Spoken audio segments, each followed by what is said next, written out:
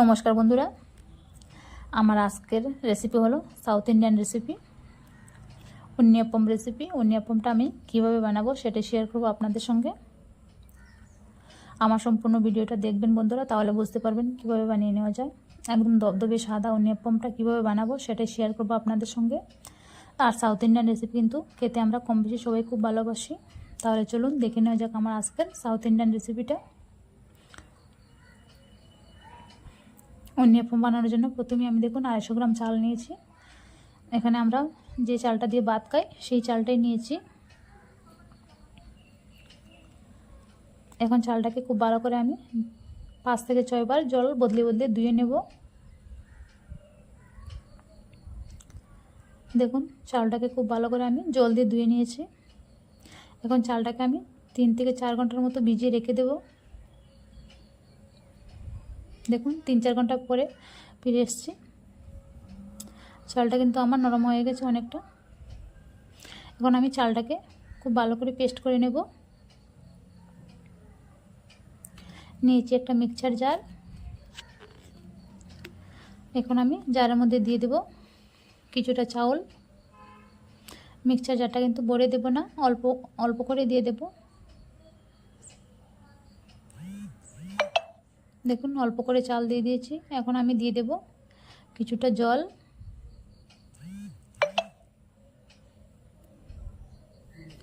এখন আমি খুব ভালো করে মিহি করে পেস্ট করে নেব। দেখুন মিহি করে পেস্ট বানিয়ে নিয়েছি, একদম মিহি করে বানিয়ে নিয়েছি পেস্টটা।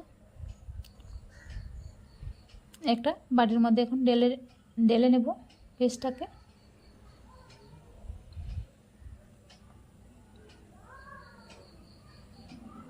এখন আমি বাকি চালগুলো বেটে নেব।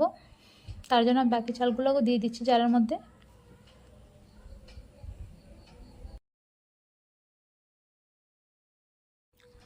আর এখন আমি চালের সঙ্গে দিয়ে দেব 1 বাটি ভাত।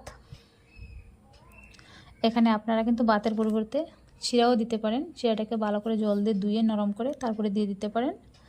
আর ভাত দিয়ে দিচ্ছি 1/2 বাটি নারকেল, টুকরো করা নারকেল। নারকেলের কিন্তু কালো অংশটা আমি ফেলে দিয়েছি ছুরি দিয়ে, তবে কিন্তু সাদা ধবধবে হবে, না হলে কিন্তু হবে না। সঙ্গে দিয়ে দিয়েছি স্বাদ অনুযায়ী লবণ। আর দিয়ে দেব চিনি, স্বাদ মতো চিনি দিয়ে দেব। আপনারা কিন্তু চিনিটা আপনাদের পছন্দ মতো করে দিতে পারেন। আমি কিন্তু এখানে চিনি বেশি দেব না, কমই দেব।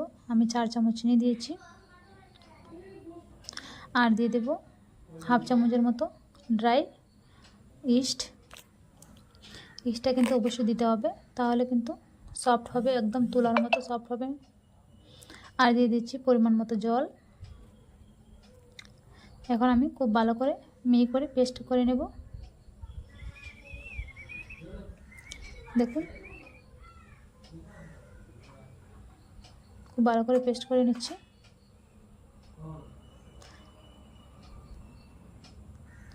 আমি 2 বারে পেস্টটা বানিয়ে নিয়েছি, একবারে হচ্ছিল না, জারটা ভরে গিয়েছিল, তার জন্য আমি 2 বারে পেস্টটা বানিয়ে নিয়েছি।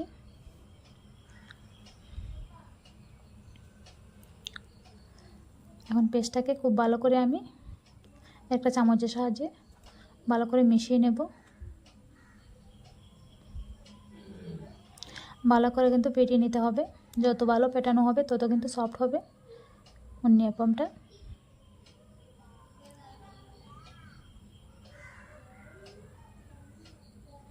দেখুন ব্যাটারটা আমার ফেটিয়ে নেওয়া হয়ে গেছে। আর ব্যাটারের ঘনত্বটা আপনারা দেখতেই পাচ্ছেন ঠিক এমন হতে হবে, বেশি ঘনও না বেশি পাতলাও না।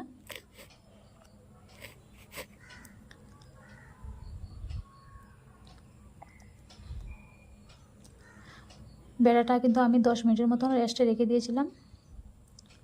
আর দেখুন তেলটা গরম করে নিয়ে আমি 10 মিনিট পরে ব্যাটারটা দিয়ে দিয়েছি। 1 হাতা ব্যাটার করে তেলের মধ্যে দিয়ে দিয়েছি। দেখুন কেমন করে ফুলে উঠছে, একদম সাদা দবদবে হয়েছে কিন্তু। আর খেতে কিন্তু অসম্ভব টেস্ট হয়। আপনারা কিন্তু অবশ্যই বানিয়ে দেখবেন বন্ধুরা।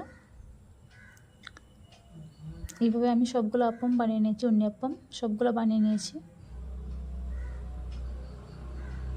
দেখুন 1 হাতা করে ব্যাটার দিয়ে দিচ্ছি আর কত সুন্দর ফুলে উঠছে।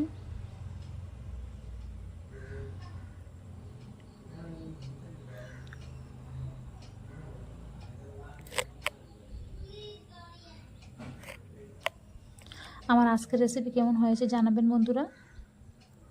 আর ভালো লাগলে সাবস্ক্রাইব করে পাশে থাকার অনুরোধ রইল সবাইকে। দেখুন কেমন করে বানিয়ে নিচ্ছি, খুব জলদি চটজলদি বানিয়ে নেওয়া যায় অনিয়াপ্পামগুলো। আর কত সুন্দর দেখুন ফুলে উঠছে, আর দেখতে কত সুন্দর হয়েছে দেখুন, একদম সাদা দবদবে হয়েছে।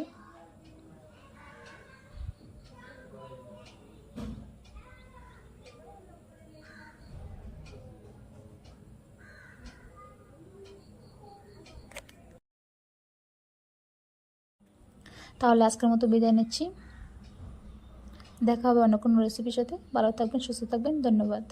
আর একটা দেখুন ছিঁড়ে দেখাচ্ছি কেমন হয়েছে, ভিতর থেকে খুব জালিদার হয়েছে আর একদম নরম স্পঞ্জি তুলার মতো হয়েছে বন্ধুরা।